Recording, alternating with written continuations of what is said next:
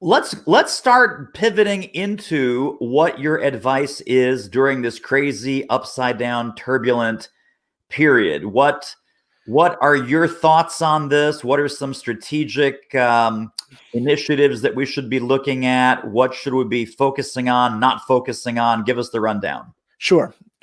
What I'd like to be able to do, if you're comfortable with it, I'm going to share my screen. I kind of put some slides together because the people that are going to watch this on video might like a visual presentation. Sure. But it's my goal to also talk in a way where people that are just listening to the audio version will still understand where I'm coming from. Beautiful. Okay, so I'm going to share my screen here.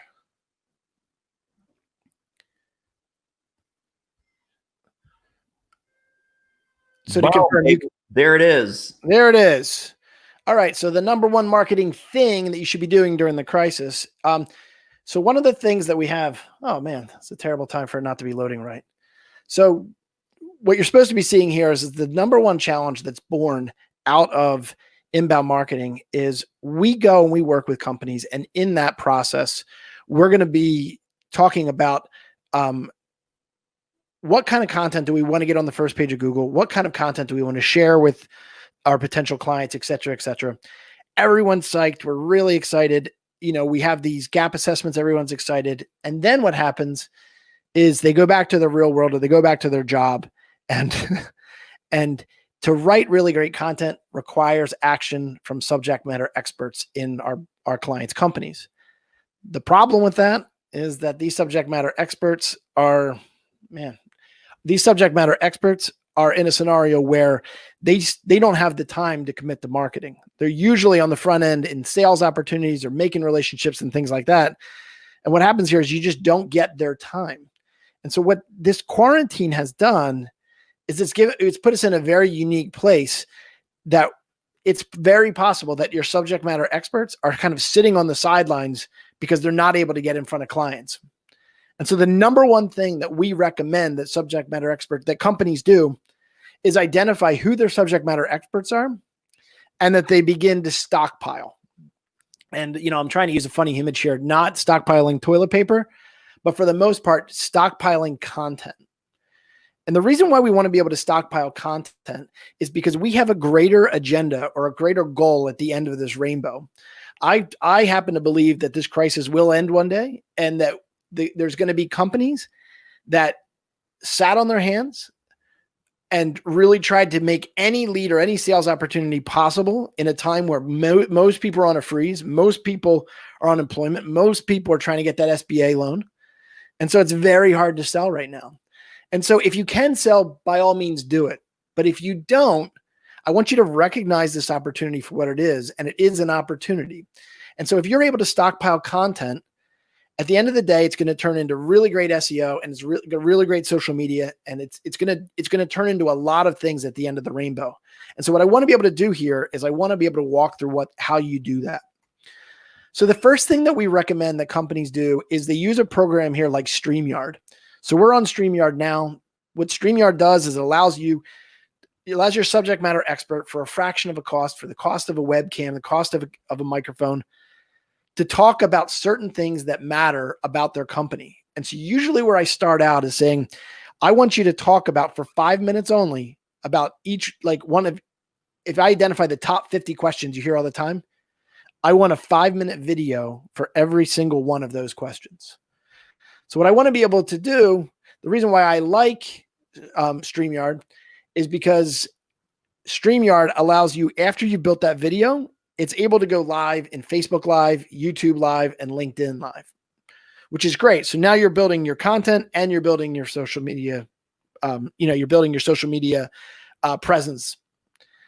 After that, what I want to do is I want to go and I want to put it in something like rev.com. What rev.com will take that video and it'll transcribe it. And now you have a video and you have content that you can put into a blog. So this is Farotech's blog here. What you're going to notice here is that I have right above the fold, I have access to a video. And right below that, I have basically the transcript that we're going to SEO optimize later on. Right? Other places you can put it is you can develop a knowledge base. One of the best knowledge bases I know is HubSpot. Their platform is really, really good. It's going to be able to allow users to type in questions and get quick and simple information. Zendesk makes one that's a little bit cheaper, but still effective. Same kind of functionality. We've had a really good experience with them. And then what I also want you to do is I want you to take your videos and I want you to put them into podcast format. And once they're in podcast format, you can use a tool like Libsyn, and Libsyn's going to syndicate that podcast across a number of different channels. One other tool that we also recommend is a tool called Soapbox by Wistia. And what Soapbox allows you to do is it allows you to humanize so that your video is on the left and your presentation is on the right. And after you've recorded this, you're able to build these presentations that humanize and tell a great story all in one platform. Kind of like this right here. That's right. That's right. Go. And then finally, I want to borrow this tool, this concept from Jay Moore. So not Jay Moore, Jay Baer. I knew I was going to say Jay Moore. What Jay Baer did is he wrote this awesome book called Utility. And Utility, he talked about John Deere. And what John Deere did is they made an investment, hundreds of years ago, and it's still true today, to build a resource that has every single frequently asked question about all their lawnmowers, about all their processes, about every single part about the company. And what's happened here is that once you've developed your content and use it as a utility as opposed to a sales tool, over time, you're going to be able to generate so much content and so much traffic. Like you can see here on, this is Uber Suggest. This is what I'm using to track John Deere's traffic. They're getting over 1.5 million visits a month for organic traffic. They're getting organic keywords. They have over 226,000 organic keywords, and they're getting a crazy amount of backlinks. So what I'm trying to say here in total is that it's very, very, very easy to, it's very, very, very easy to, I'm going to stop sharing my screen. There we go. It's very, very easy to be in a scenario here where you're just trying as hard as you can to get any sale that you can possibly get right now.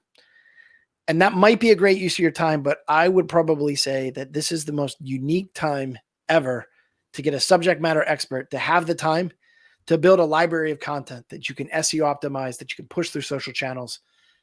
It's never been a time like this ever. And so we're coaching all of our clients to make the most of it. And we believe that we are 6 months away from an SEO and a social media machine like they've never seen before.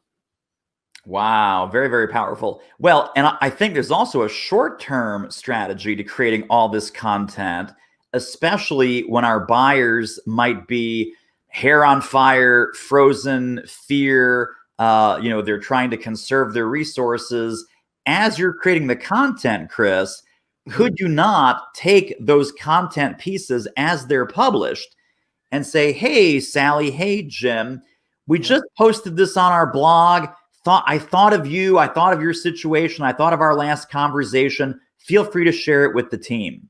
And just start giving that content, but specifically, proactively, outbound, give that content with no ask, no call to action, no, oh, hey, let's hop on a call too.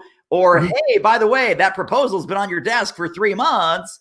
Just show up in their world like a happy squeaky wheel and use that content that your subject matter experts are creating or that you're creating, and use those as part of your non-selling sales arsenal. Correct. Yep. Made this article, thought it was a perfect fit for you. No obligation here. Just if this brings value, that's all what it's here for. Yeah. Really, really powerful. Yeah. Now, what can we do? Because you mentioned about bulking up our content. Are there things on most websites, like before you produce the phone book, and people go, oh my God, I can't believe we have so many lost opportunities, so many broken, funky, missing, and sad things on the website before they get the big phone book? Are there simple, either messaging changes or structural changes that for this crazy turbulent time, you're recommending to your clients? Sure. Well, it really depends on what software you have. I think the cheapest one out there right now, Neil Patel put out has bought a company called Uber Suggest. And I was showing that one of the screenshots there. I think it's like $10 a month. It's going to look at the critical things wrong with your website. It's going to look at what keywords you should have. It's what I would kind of call like SEO 101. Even though there's some deep tools there, I think that when we think about our website, and this is, this isn't every company, but this is a lot of companies. It's like the boss says, or the CMO and the boss, they have this great idea. They're going to build a website and everyone's high-fiving. And then the web development company leaves, and then Sally gets called in. And Sally's hair is on fire every single day. And the boss says, "Hey, Sally, since you weren't doing anything, we're going to put you in charge of building the website."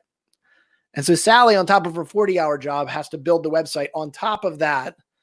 And everything has to run smooth because Sally's, performance review is based upon that. And what Sally is doing is she's writing and doing the best possible job. Holy smokes. Sorry. Clearly, I pressed the wrong button. So our friends at StreamYard are like, what the hell did he just do? I'm sorry. Let's go back to Sally with the hair on fire. Sally's hair's on fire. They put this job, they put this new web build on top of her normal job.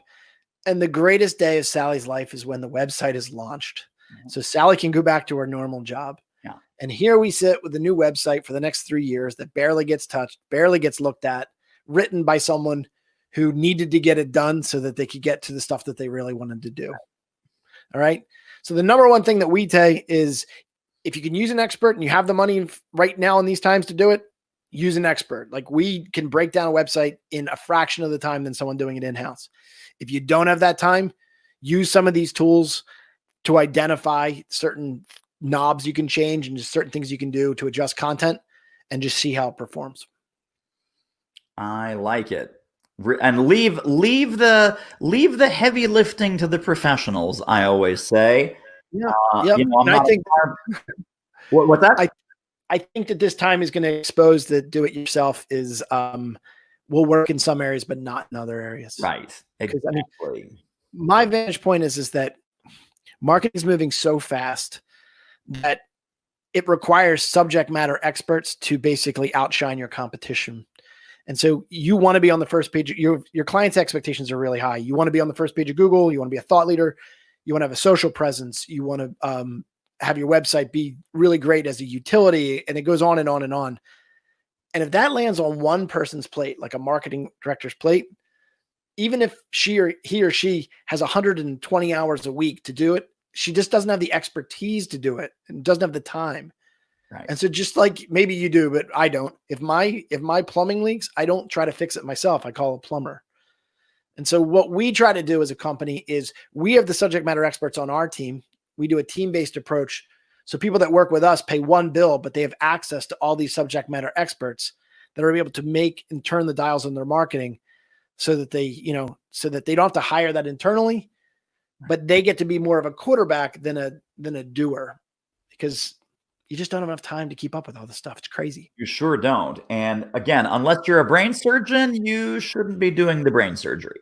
Yeah, exactly. All right. So Chris, 2 final questions here as we're wrapping up. My final question is, how do people get connected and stay connected to more Chris and more Farotech and more of all the great utility, as our friend Jay Bear says, that's on your website and all the resources that you have? But before we get to that, second to last question is, if folks were to take one central idea from our conversation today about marketing, about building a company, about hiring a great team, about how to survive and thrive in this present moment, any of those topics, what would you like that central concept to be?